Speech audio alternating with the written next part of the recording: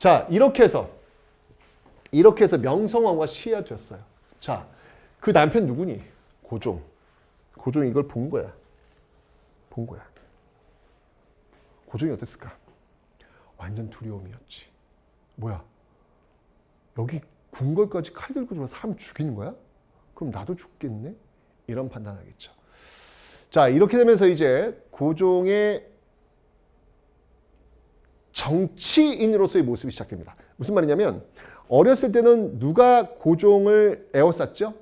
아버지 흥선대원군이. 근데 아버지가 물러난 다음에 누가 둘러쌌죠? 민씨들이. 그런데 이제 그 민씨의 중심이라고 할 수 있는 명성황후가 제거가 된 거예요. 이제 혼자 남은 거야. 이제 혼자 결정해야 돼. 이전까지는 아버지가 결정해줬고 민씨들이 부인이 결정해줬어요. 근데 이제는 혼자 결정해야 돼. 그때 그가 선택한 방식. 그것이 바로 아관파천입니다. 그게 아관파천입니다. 이 아관은 뭐냐면 그 당시 러시아를 아라사라고 불렀거든요. 아관은 뭐냐면 바로 러시아 공사관을 얘기하는 거예요. 그 러시아 공사관으로 슝 간 거야. 비판적인 어떤 입장에서 본다면 일국의 왕이 자기 집 하나 못 지키고 지금 다른 나라 공사관으로 도망간 거야? 그런 사람이 어떻게 나라를 지켜? 라고 비판할 소지는 분명히 있습니다. 근데 또 한편으로는 이 고종이 지금 일본의 어마어마한 영향력, 일국의 국무까지 죽였단 말이에요. 엄청난 영향력이 물밀듯 들어오는 상황 속에서 러시아 공사관으로 가면서 러시아와 일본의 팽팽한 세력 균형을 맞춰놓은 거예요. 정치인 고종이 선택한 탁월한 선택이라고 볼 수 있는 것이죠. 정말 일본으로서는 정말 닥쳤던 게 지붕 쳐다보는 격이 된 거예요. 다 일이 끝났다고 봤는데 헐, 도장 찍는 결재권자가 러시아 쪽으로 가버렸어. 뭐니 이거? 도우 데스까? 이러는 거예요. 고래와 난 데스까? 이렇게 나온 것이죠. 팽팽한 균형을 지금 맞춰 놓은 상황. 자, 근데 어쩌거네 지금 이게 왕이 지금 간 거 아니야, 그죠? 이게 이거 말이 안 되잖아, 사실은 이거, 그죠? 그 당시에 어떤 우리나라 최초 시민단체라고 할 수 있는 이 독립협회라는 게 만들어집니다. 야, 이건 정말 나라가 아니다, 나라답자 좀 해서 독립협회 만들어지는데, 독립협회 잘 아시겠지만 독립신문, 서재필 중심이 되어가지고 독립신문, 나중에 독립협회 만들어지고 이후에 독립문까지도 세우는 어떤 그런 모습들. 근데 이 독립은 뭐냐면 여러분들, 우리한테 자주의 독립을 얘기하는 게 아니라 청나라로부터 독립을 얘기하는 거예요. 왜냐면 시모노세키족을 통해서 일본이 지금 청을 우리 한 번에 쫓아냈거든. 드디어 청과의 관계가 끊겨진 거예요. 그걸 주장했는데 그런 과정에서 돌아오세요. 이건 아닙니다. 라고 하자 결국 1897년 한 해 다음이죠. 고종이 돌아옵니다. 돌아오면서 드디어 이제 대한제국, 황제의 나라를 선포해요. 그 이유는 알죠? 청일전에서 청나라가 떠났기 때문에 이제 청과 우리의 관계는 완전히 끝난 거야.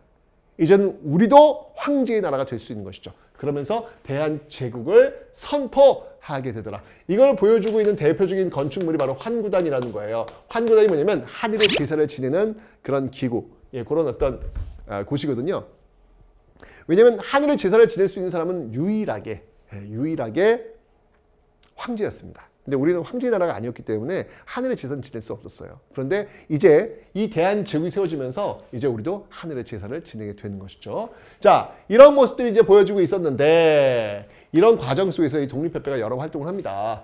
자, 어떤 활동을 하냐면 바로 만민공동회, 너무 중요해. 독립협회의 만민공동회 진짜 시험에 잘 나옵니다. 이 만민공동회를 여는 거예요. 이제 시민의 힘을 보여주는 겁니다. 모여가지고 시민의 힘을 보여주는 거예요. 요구하는 거예요. 자, 그 과정 속에서 러시아가 영도는 부산에 있는 영도예요, 영도. 그 영도를 달라 그래요. 거기다 저탄소, 이 석탄 같은 걸. 왜냐면 러시아가 북에서 이렇게 내려오려면 그 당시 그 증기기관, 석탄이 필요했기 때문에 그 연료를 채울 수 있는 곳이 필요했던 거야. 그래서 전영도를 달라고 했지. 그러자 들고 일어난 거야, 만민공동회. 있을 수 없는 일이다! 우리의 자주권을 달라! 라고 해가지고 결국 러시아가 전영도를 포기하게 됩니다. 여러분들, 이제까지 이런 일이 있었어요? 외세의 그 압박 속에서 어쩔 수 없이 계속 수용만 했던 이 수동적 모습. 그런데 이제 우리가 있을 수 없다! 라고 하면서 막아냈단 말이야. 여러분들, 이게 바로 시민의 탄생입니다. 그 민들이 광장에 나와서 똘똘 뭉치게 되면서 그 힘을 보여준 거예요. 자, 이제 여러분들 고종이라면 이제까지 정부가 했던 그 행각이 뭐야? 위기에 왔으면 뭘 했어 늘. 외세를 끌어들였잖아요. 이제는 그렇게 하면 안 되지. 이 민을 믿는 거지. 자신의 백성을 믿는 거지. 이 백성과 함께 이 난관을 헤쳐나가야 되는 거지. 그런 듯 했어요. 그래서 이 만민공동회에 정부 관리가 들어오기 시작합니다. 그래서 이제 관민공동회 된 거예요. 만민공동회가 관민공동회 된 거야. 그래서 합의도 봐. 헌의 6조. 입헌군주제를 지향한다. 이건 한 대세였으니까. 그죠? 예, 법에 의해서 군주도 종속받는 것이죠. 그리고 재정을 일원화한다. 왜냐면 이게 또 왜 또 나왔냐면, 고종이 악원 파천하면서 이전까지 그 개혁은 다 무효했거든요. 무효. 예. 분명히 앞에 그 갑오개혁에서 재정의 일원화 탁지함은 있었잖아요. 그죠? 이게 다 무효했거든요. 다시 이제 주장한 거예요. 재정의 일원화하십시오. 탁집으로. 그리고 피고의 인권을 존중하라. 여러분들 세종대왕한테요. 안녕하세요, 세종대왕님. 혹시 인권이라는 단어 아시나요? 그러면 세종대왕은 모르세요. 그게 무엇이냐? 왜냐면 이 인권이라는 단어는요. 근대에 만들어진 단어입니다. 전 근대에는 존재하지 않는 단어예요. 사람은 태어날 때부터 인권이라는 게 존재한다. 천부적 인권이라는 게 존재한다. 이게 전 근대에는 존재하지 않는 단어예요. 그런 게 신문제가 있는 거죠. 그러니까 양반이 노비 멍석마리를 때려도 뭐라고 할 수가 없는 거죠. 왜? 인권이라는 개념이 존재하지 않았기 때문에. 그런데 이제 근대에 들어와서 인권이라는 개념이 등장한 겁니다. 바로 그 인권을 존중하라. 이거를 최초로 이야기한 독립협회예요. 시민단체는 그런 힘을 보여준 거야. 그러면서 드디어 중추원 관제, 의회 설립, 국회. 의회 설립 운동까지도 가는 거예요. 우와! 중추원 관제. 예, 이게 만들어지고 있는 겁니다. 자, 그래요. 너무 좋아. 정부와 시민단체가 함께 되어서 함께 뭔가 새로운 세상을 만들려는 이 모습 너무 좋아요. 와, 대박. 이쯤 되면 어떤 외세도 물리칠 수 있어요. 그게 민의 힘이거든요. 그런데 이때 고종이 이 시민단체를 의심하기 시작합니다. 의회를 달라고? 여기서 뭔가 결정하겠다고? 그럼 결국은 나의 권리를 달라는 거 아닌가? 듣건대 대통령제라는 것을 시행한다는 이야기도 있던데, 대통령제가 시행되면 대통령 뽑는다던데, 그럼 나는 어떻게 되는 건가? 이것들이 바로 반역자들이구나!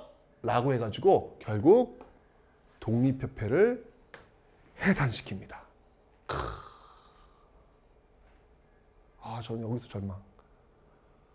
어찌 본다면 이후의 역사를 바꿔낼 수 있는 저는 마지막 기회였다는 생각이 들거든요. 우리 알잖아. 역사 이 뒤에 나온 스토리 알잖아. 이제 망한다고. 우리 망한다고 이제. 그 망하는 역사로 갈 수 없도록 만들 수 있는 그 마지막 기회가 저는 이 독립협회. 그 민과 함께 정부가 함께 가는 이것이라고 생각했거든. 근데 결국 고종은 믿지를 않습니다. 민을 믿지 않습니다. 결국 해산시키고요. 이제 고종 혼자의 단독 플레이, 황제의 힘에 의한 개혁을 단행합니다. 그게 바로 광무개혁이라는 거예요. 광무가 고종이거든. 광무 연호가. 9번 신참에 입각해서 옛것을 본으로 하고 새로운 것을 참고하겠다.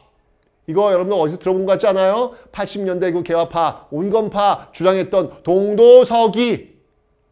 우리의 정신은 그대로 있고 서양의 기술만 받아들이겠다. 옛것을 본으로 하고 새로운 것은 참조하겠다. 똑같은 말 아니겠습니까? 그런 정신에 입각해서 9번 옛것을 본으로 한다. 황제권의 강화. 아버지 흥선대원군이 왕권을 강화시켰던 그 모습과 유사합니다. 황제권의 강화. 모든 권력은 다 나에게. 권력을 나눠달라고 이것들이 영모. 다 모든 권력은 나에게. 라고 해서 대한민국 국제를 만들어서 원수부. 모든 권력은 내가 원수야. 원수부로 다 집중시키는 황제권의 강화를 보여주고 있더라. 그리고 새로운 거 개혁하자. 그래 뭐 할까? 양전사업, 토지조사사업 통해가지고 근대적 토지 소유 문서라고 할 수 있는 지계를 발급하자. 요거 보면 요거는 여기서부터 여기까지 내 땅이구나. 이런 걸 보이는 지계를 발급하자. 근대적 토지 소유 문서라고 볼 수 있습니다. 자, 이런 것들을 보이고 있는데 이 지계 발급 너무 중요합니다. 이거 광무개혁의 핵심이 지계 발급이라고 보시면 돼요. 황제권 강화하고 이게 핵심이에요. 핵심. 그리고 뭐 상공업진흥 이렇게 있습니다. 자, 이렇게 해서 이제 민의 힘은 끝났고 고종 혼자 단독 플레이로 지금 개혁을 단행하고 있어요. 물론 그 개혁의 배경은 러시아와 일본의 팽팽한 세력 균형 속에서 고종 황제 단독의 광무개혁이 지금 단행되고 있는 거예요. 그런데 만약 러시아와 일본의 그 팽팽한 균형이 깨지면 그 다음은 어떻게 될까? 이게 고종 혼자 지금 모든 걸 하고 있는 건데 그 팽팽한 균형이 깨지면 어떻게 될까? 그 모습.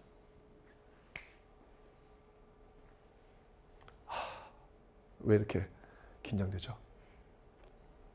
그 모습은 다음 시간에 확인해 보도록 하겠습니다.